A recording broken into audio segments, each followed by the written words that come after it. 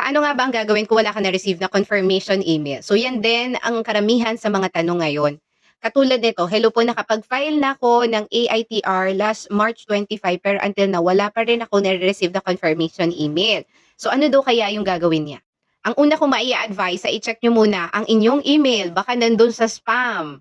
O kaya naman ay puno na yung iyong email kaya hindi makareceive ng panibagong email.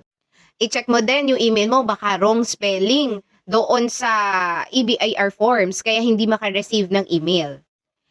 Number 2, i-check mo kung na-submit. Baka mamaya hindi naman pala na-submit, hindi successfully submitted yung form. So, kung hindi yun naka-gray out at nakakapag-validate edit ka pa rin, ibig sabihin hindi yun na-submit. Pangatlo, baka may firewall yung iyong email, kaya hindi siya maka-receive ng email galing sa BIR. At nung nagawa mo na lahat yan ay okay naman, ano na yung gagawin mo? I-delete mo yung una mong na-file and then mag-file ka ulit. Since hindi pa naman deadline, pwede pa tayong mag-file ulit. Ganun ang suggestion ko. I-delete mo yung na-save mo doon sa EBIR form and then mag-file ka ng panibago. Hindi siya amended ha, wag mo na amended.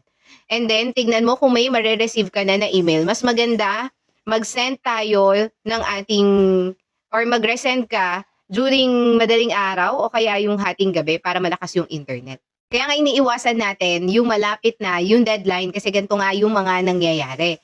Kaya kung kaya nyo ng mas maagang mag-file, mas okay. So yun lang mga mamsi, kung gusto nyo pang matuto regarding sa BIR at makakuha ng ating tutorial, message lang kayo sa amin. Again, ito si Mami Chris.